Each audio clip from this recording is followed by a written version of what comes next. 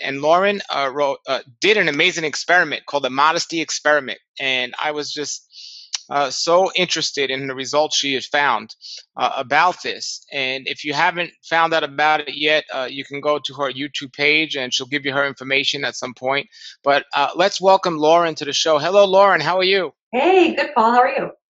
Wonderful, Lauren. I think it's a great thing that you did, and the results were so interesting. Could you explain to people the modesty experiment, what it was, and why you decided to do it? Sure. Well, in the fall of 2010, I was starting in grad school. I was getting my Master's of Divinity, which is basically like a graduate degree in theology, more or less. And I was learning about religious modesty, specifically modesty in Islam. And I was really inspired because the women who chose to wear headscarves or chose to live their lives by modesty requirements of Islam were they had a centeredness and a self-respect that I didn't anticipate, because we commonly associate modesty with shame or sexual repression or whatever, and that just wasn't what I was seeing with these women. And so I was inspired to kind of do my own modesty experiment. I For 9 months, beginning in January of 2011, I covered my hair with either a headscarf or a hat, something. My hair was always covered. I covered my shoulders. I covered my legs down to the knee. I didn't wear anything that was so fitted that I had to sort of sit funny or suck it in to fit. And I didn't wear any makeup or nail polish for the entire 9 months. So. Wow. And how did you feel doing this personally? Like when you went on the street like this, from the first month you did it to the ninth month you did it, did anything change inside yourself Yeah, emotionally? yeah, totally. Huge changes. Part of the reason that I decided to do the experiment was that I was about to turn 30, and I was noticing that as my body was changing, I was feeling less. I don't know. I was feeling sort of ashamed that I was gaining weight or that I was aging or whatever. And what was weird for me about that was that I had always thought of myself as someone who was too empowered to really worry about that kind of stuff. And I didn't realize how attached to um, my appearance I really was. So in the first month of the experiment, I felt really deeply insecure, because I thought, well, people aren't staring at me, or they're not looking at me the way I am used to being looked at, or I can't manipulate my hair to say something about me, and I can't manipulate my eyeliner to say something about me. Um, but as time went on, and it really didn't take very long, it really only took the first couple of weeks before I not only got used to it, but I really stopped thinking about it. I didn't realize how much of my mental resources I was devoting to, about every 5 minutes, making sure that my hair was okay, and making sure that my top was sitting right, and making sure that my nail polish wasn't chipped. Um, and once I gave myself license to just not think about that stuff because it was taken care of, um, I had a lot more energy left over. And I had a lot more centeredness left over. And things weren't. It wasn't perfect. There were still days when I felt off balance or weird, but that was less related to my appearance. It wasn't because I was having a bad hair day. Whereas before, having a bad hair day was like deeply upsetting. I hate to admit that I was that vain, but I was. Um, in terms of how other people interacted with me, for certain kinds of people, I was invisible.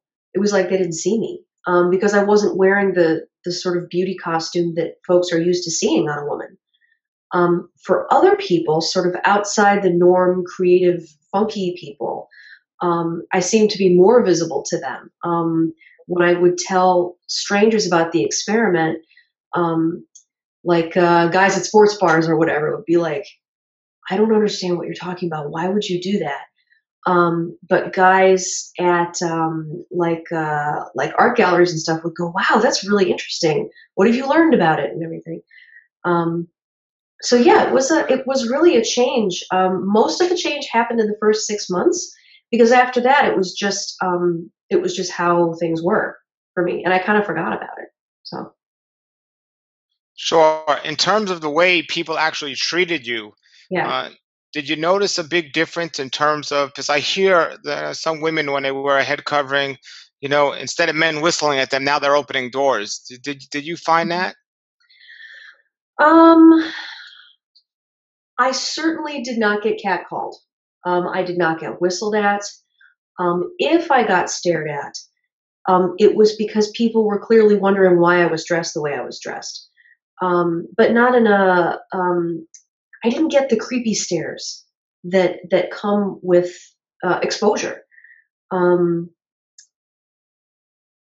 I found that men were less willing to touch me, which was interesting because as a woman, you get used to just men feeling kind of okay with putting their hand on your shoulder or whatever. But when they see that when your physical appearance says kind of puts a barrier between you and them, they're much more likely to kind of keep their hands off of you and to give you more distance, which is it depends on who you are.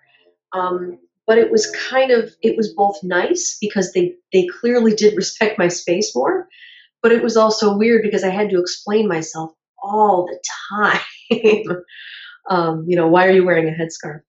Um, I did not get the kinds of unsolicited conversations either that I got when I was not doing the modesty experiment. I didn't get a lot of guys just randomly approaching me to, how's the weather? What time is it? Which, in my naivete, I believed that they were just interested in saying hi. No, they weren't. Duh. I just didn't pick up on that. So I didn't have to have those conversations anymore unless I initiated them. So it was just really, really different. I don't want to say that they treated me with more respect, but again, they just gave me more space, and that was nice. Now, you had mentioned that you had noticed, or at least, whether Muslim women or just women of different religious cultures in general that had dressed similar to the way you were dressing for the experiment. Hmm. As you started dressing like this for 9 months, did you understand those women better, or was it the same confusion that society still has about them? Oh no, no, I understood them much better, and I had so much more respect for them because and I didn't wear a headscarf. Like I didn't look like a Muslim except for a couple of weeks in February because I felt like it would be kind of disrespectful of me to represent a religion that I wasn't a part of without, adopting the tenets of that religion. Um, but when I dressed like these women, or when I dressed modestly, because I came up with the rules of the experiment for myself, um, I thought, wow, these women, it's got nothing to do with shame, and it's got nothing to do with hating your femininity or being oppressed or repressed. I thought these women are more liberated than I was, certainly, because they're not subjecting their bodies to the constant self scrutiny that women are expected to perform on ourselves all day, every day. Um, when you're dressed modestly, it's just not a matter of, well, is my haircut fashionable enough? Are my roots showing? Um, you just you just don't worry about those things. And so when I was dressed modestly, I really came to understand these women as coming from a place of strength, um, and um, and not pride exactly, but centeredness. You know. Sure. Now, do you have a job where you had to go during this experiment, or you more stay at home? Okay. What kind of job, and how did people treat you there? And did they know it was an experiment, or did they think this was just a change you were having? Well, I was doing two things. I was in school, and the folks who were in school knew that this was an experiment. So they asked me a lot about what it was like in the beginning. Some of them didn't recognize me when I came back because I came back from Christmas break and then I started the experiment. Excuse me. So when I left, I had the short, cute pixie cut and the perfect makeup, and I came back, and no makeup, headscarf, and even after I introduced myself, they would look at me in the eyes and go, "Sorry, who did you say you were?" Like, really, they couldn't recognize me at all. Um, but after that kind of wore off, they were like, "Oh yeah, that's just Lauren. She's just doing her thing." Um, and then the job that I had was a summer job after I had been doing the experiment for 5 months. And this was in Atlanta in the summer. It was very, very hot. Um, but the folks at work didn't know that I was doing an experiment. It was an office job. It was basically like data entry kind of stuff because it was a summer job in grad school, so it wasn't exactly a career job.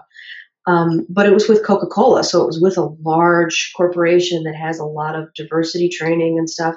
Nobody ever mentioned my headscarf. Nobody said a word. Um, Now, so did you just start the job doing that, or were you like you yeah, are now, and then you added that at the middle, and you started like that? yeah, I started like that. So that was all they ever knew of me. So nobody ever asked me, "Hey, what happened to your makeup?" or "Why are you covering your hair?"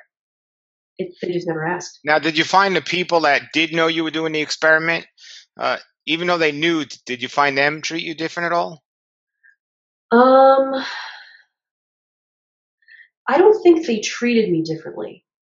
I had a lot of really wonderful conversations with female friends about how wearing the beauty suit every day has come to feel like an obligation, and it's come to feel like a huge weight that we carry.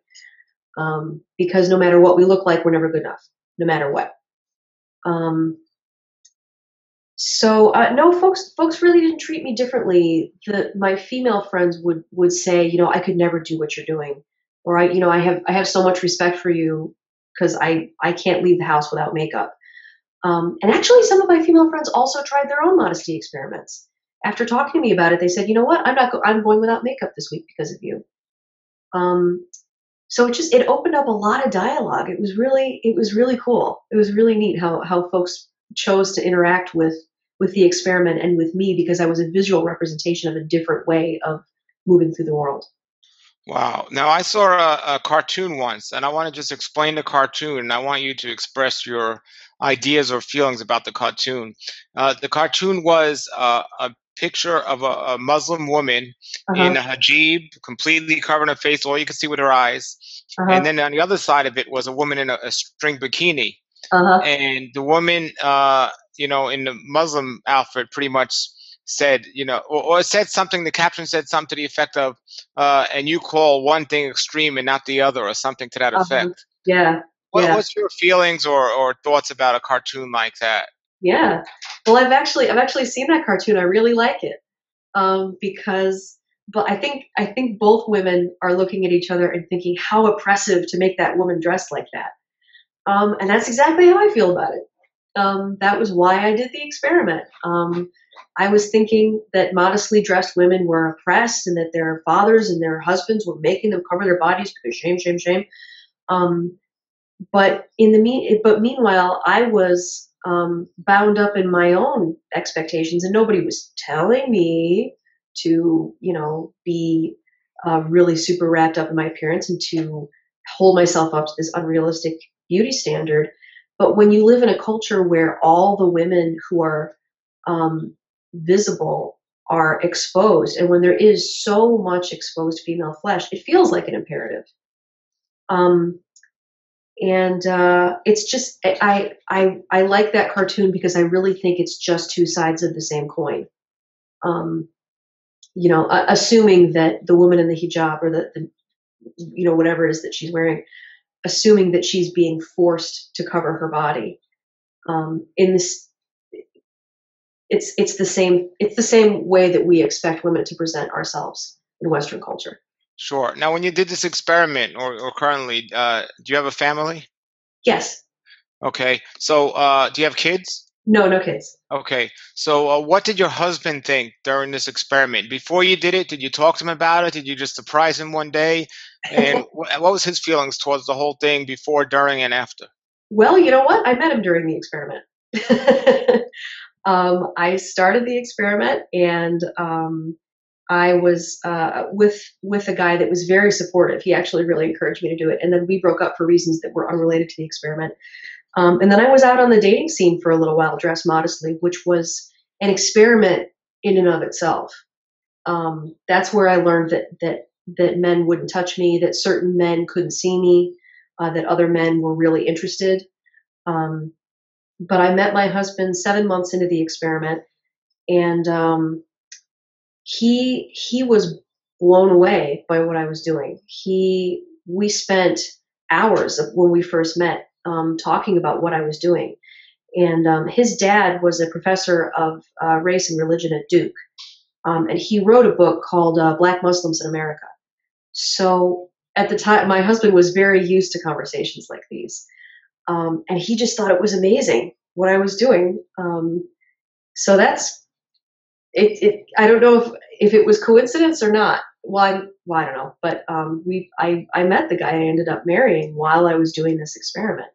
So, and then when I stopped doing it, he had to get used to me again because he'd never seen me with makeup on. He'd never seen me walking around with my hair, exposed to the public. So it was an adjustment for him to see me go back to dressing, the way that I do now. When he first met you, do you think he was in some way, attracted to the modest type of woman? And then, and Yeah, kinda. I think because I met him at a party at his house, um, and the party was filled with two people, Google employees who are very smart and very funky and kind of outside the norm, and artists. And at this party, there were four different guys, including him, that approached me.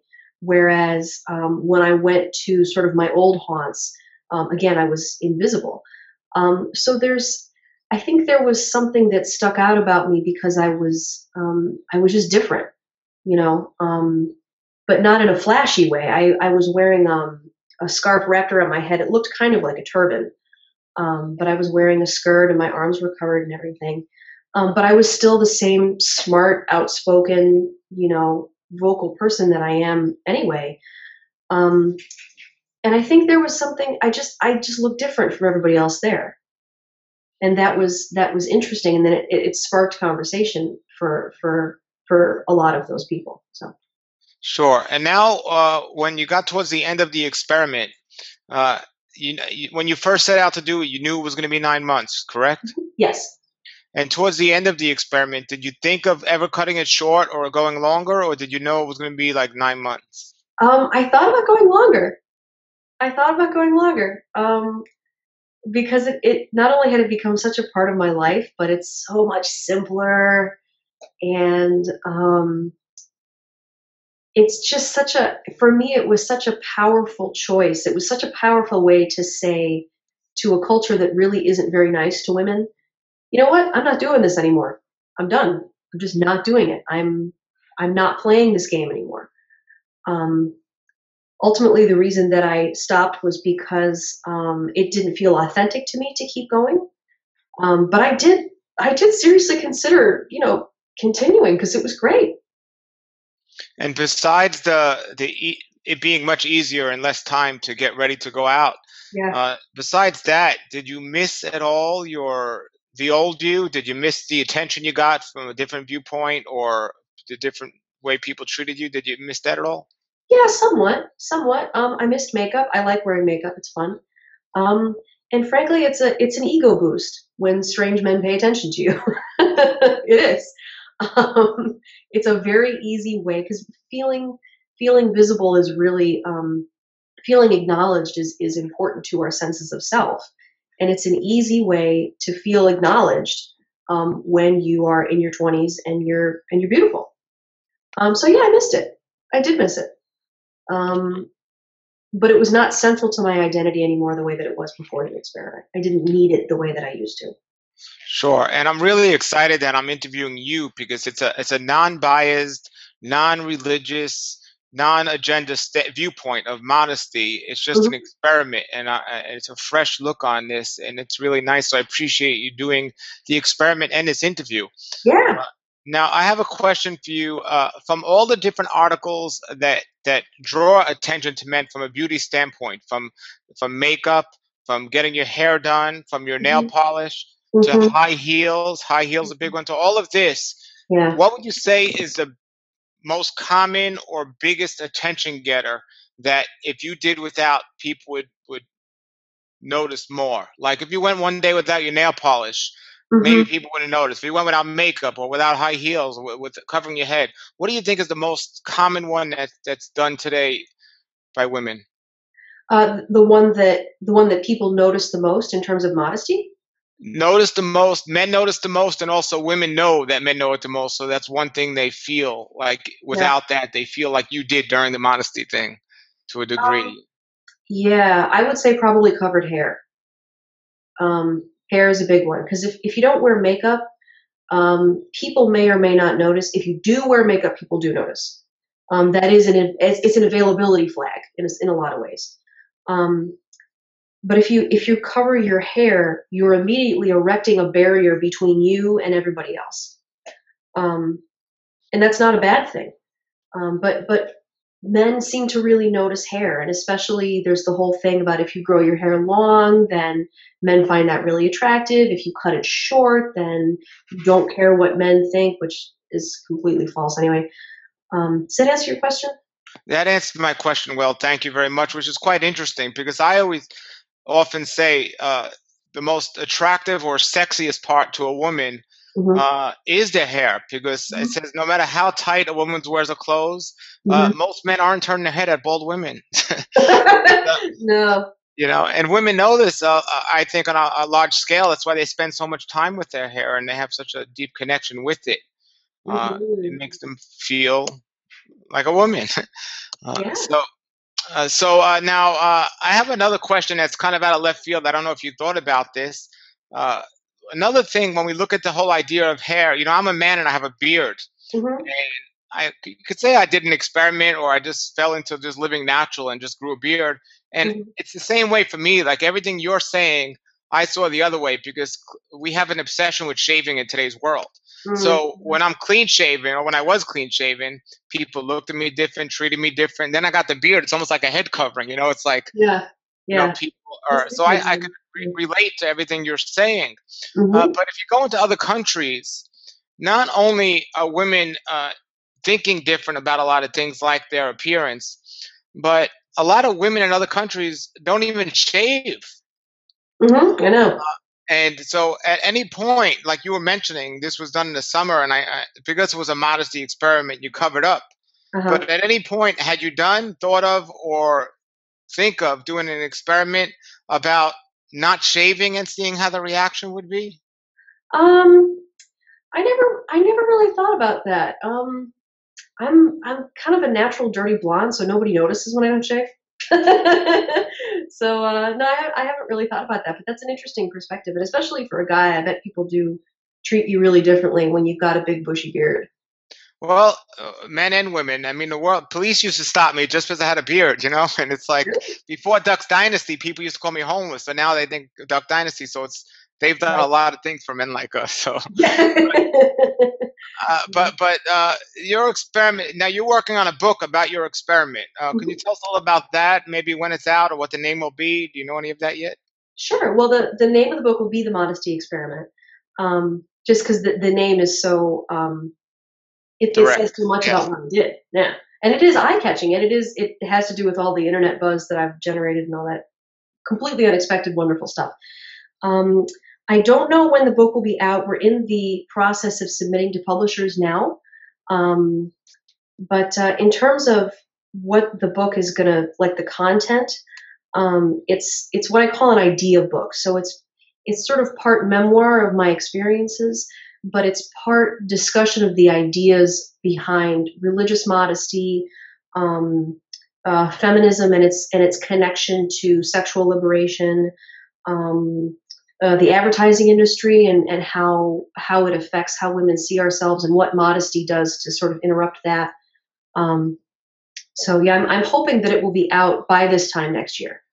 Um, Great. Now, we use the word modesty. Do uh-huh. you believe the actual definition of modesty is a cultural thing, a religious thing, a personal thing, or what is actually modesty? Can it Mhm. be the same thing to two different thinking people, or is it clear cut? This is modest and this is immodest. Oh, I think it's definitely individual. Is certainly individual. It is definitely culturally influenced. For example, the way that so when we think of hijab with the headscarf, we think of that as a Muslim, that like it came from somewhere in the Quran. But it was actually it was a practice of dress in Persia, and it was adopted in response to injunctions for modesty in the Quran. So it was uh, the culture that was surrounding Islam at the time looked around and said, okay, well, what does modesty look like? Well, it looks like a headscarf. Okay, um, but also for modesty really is an individual thing within the context of one's culture. Some a lot of Jewish women, for example, choose to cover up um, because they feel like this is how they live out their faith. Um, and it differs from woman to woman. So it's both cultural and individual, I think. Now, when we look at that's a great answer, but when we look at it's clear cut. I mean, is it possible for somebody to wear a bikini modestly, or in that case, is it clear cut, or is it still an individual thing? Yeah. Well, I think in terms of bikinis, or going out in public in your underwear or flashing people at Mardi Gras or whatever, I think that has to do with cultural norms of modesty because there's no way that that's going to be seen as modest behavior in modern Western culture. It's just not. You're not going to go out in a bikini and say, "See, I'm covering my body." Well, I do know women that actually think like that Really? today. Yeah, because they wouldn't they yeah, a lot of women, they don't look at it as an immodest thing to go to the beach in a bikini. Yeah. Well, Uh, you have modest versus immodesty. So, I mean, if I went to the beach, or not me, but if you went to the beach and asked women, do you think you're immodest if they were wearing a bikini or some type of bathing suit? hmm I don't think many of them would consider themselves immodest. yeah. I don't. Well, yeah. I don't think. Hmm.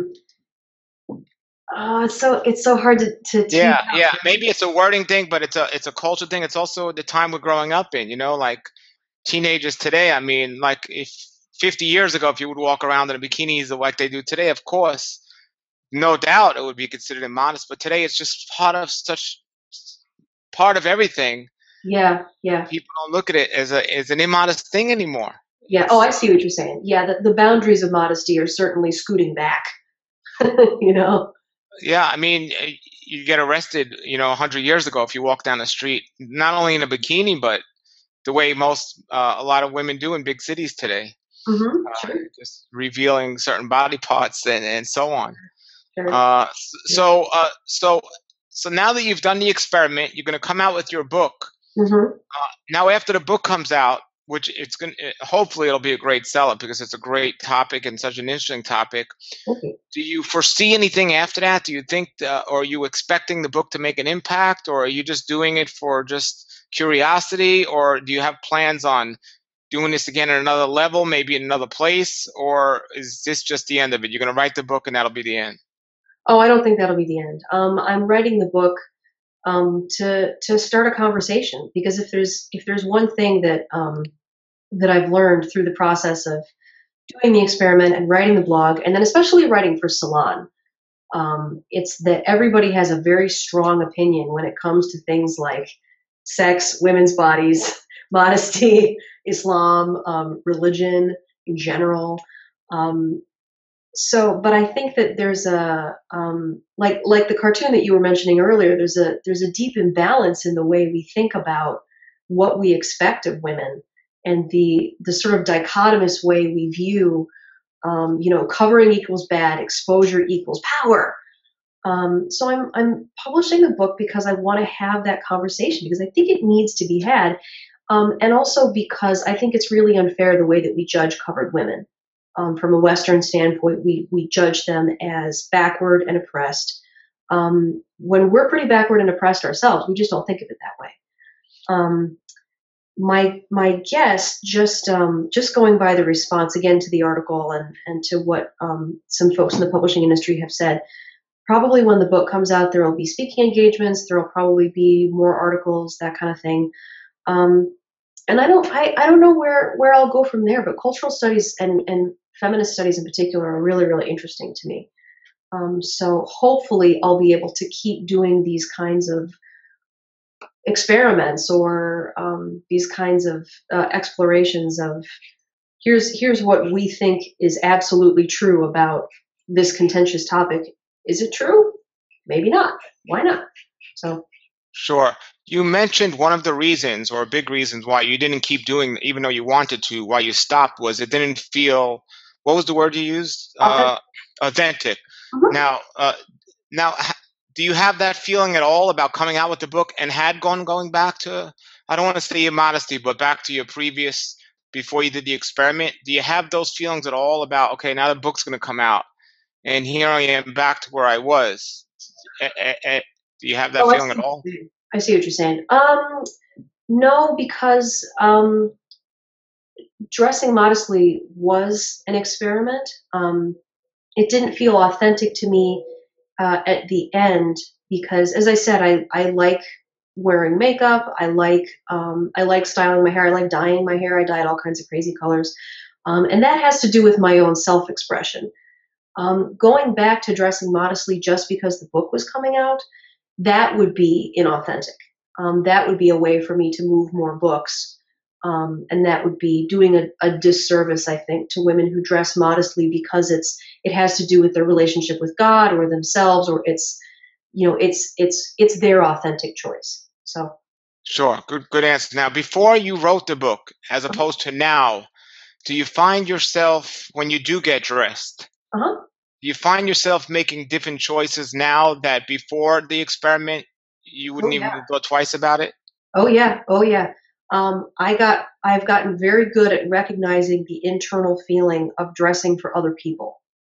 And that was the only way I knew how to dress before the modesty experiment.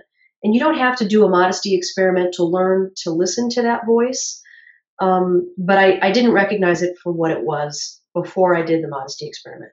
Um, Now when I get dressed, um, I'll notice when I'm kind of okay, what's the fashionable thing to wear? What's the look I'm trying to put out? And I ask myself, do I really want to do that today? And if I don't, I'm not going to do it. Wear something else.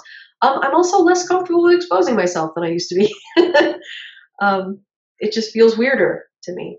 Sure, sure. Now we use the example of dressing for other people, and Mm-hmm. one of the things I use comically but uncommonly in one of my lectures is, and I use this in a joking way, but it's a serious issue. Maybe you can answer this. It says most women, and this isn't a direct statement. This is just a comical view of a direct situation. Is Mm-hmm. most women are not dressing for their husband.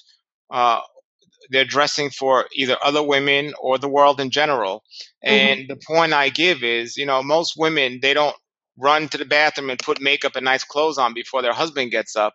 So they let their husband see them in the most naked, no makeup fashion. But then when they're Mm-hmm. going out in the world, they wouldn't think of letting the world see them with no makeup and things like this on. Mm-hmm. Uh, Yeah. Yeah. so, so what do you think about that? Do you think? Yeah. Oh, what do you think about that? Well, that I would agree that a lot of women don't. We won't leave the house without a beauty costume on, because that's what's expected of us. We're expected to make ourselves available to be looked at and to wear a certain costume um, to move through the world. And when you see your husband, you don't have to wear that costume because he knows you for who you are. Um, but I can also see how, from Guy's standpoint, it's like, well, you did all this work to appeal to strangers. Why won't you do that for me? Um, I understand that. I can't say I understand that perspective because I'm not a guy. But um, the thing is, the assumption inherent in all of the whole dressing up versus not dressing up thing is that we're doing it for other people, and that's what's problematic about the beauty suit and how women are expected to live our lives. We're expected to do everything with other people in mind and not really think about the relationship that we have with ourselves. Do I want to wear makeup? Do I want to dress this way? It's just, what do my coworkers expect? What does my husband expect? What does my family expect? So it's a complex issue. When women go out dressed up, we do it because it's the costume that we're expected to wear, and I'm sure that men have a costume too in a lot of ways. But for women, we're expected to want to appeal to the gaze of strangers, particularly men. Sure. And we don't need to do that with our husbands because our husbands know us and they see us every day and they know what we look like in the morning. So, Well, it's quite interesting doing a little history of high heels and makeup. yeah, Men were actually the first ones in history to wear high heels and makeup. yeah, And then it became a fashion thing, and it's kind of switched today. And today it's actually turning around again because some men are wearing makeup and high heels, yeah, yeah, which is a whole nother story. yeah. Uh, but I would have to agree with you. It's a more of a a society thing of acceptance in the Hmm. society you live in. Yeah, 10 years ago, if you would see a man with nail polish and makeup, people would not take it too kindly. But today it's become part of Hollywood. yeah. It's and rock music and all this stuff. So Well, it's and mainstream too. I have a lot of friends who dress that way, actually. yeah. So it's a trendy thing and an interesting topic, and I'm glad you tackled this experiment. And so tell everybody if they want to get in touch with you or look Mhm. at your do you have a website or I know you have a Facebook page. How could people best get in touch with you? I would go to themodestyexperiment.blogspot.com. There's a contact form there, and you can also go to my Facebook page. So, And would that be the page, the Modesty Experiment? yeah, yeah, that's probably the best one to get in contact with me as of right now. Yeah. Wonderful. Well, before we finish the interview, I want to thank you again for taking the time out. And is there anything else you want to add to the topic that we discussed, or anything at all? Um, no, that's it. I think I kind of got across what I wanted to get across. Thank you. Okay. When your book becomes a New York Times bestseller, do you promise to come back and do another interview with me? Yes, I do. I will. I will.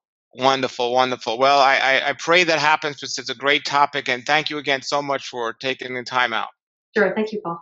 Hello everybody, this is Paul Neeson, your Health Watchman. Thank you for checking out my channel. If you'd like more Bible-related videos, you can click right here now to subscribe to my YouTube channel, and you can get a whole bunch of great videos on these topics. If you want to check out my website, TorahLifeMinistries.org, where I have so many different videos, you can click right here right now, and it'll take you to that website as well. Until then, everybody, have a great day, and shalom, shalom.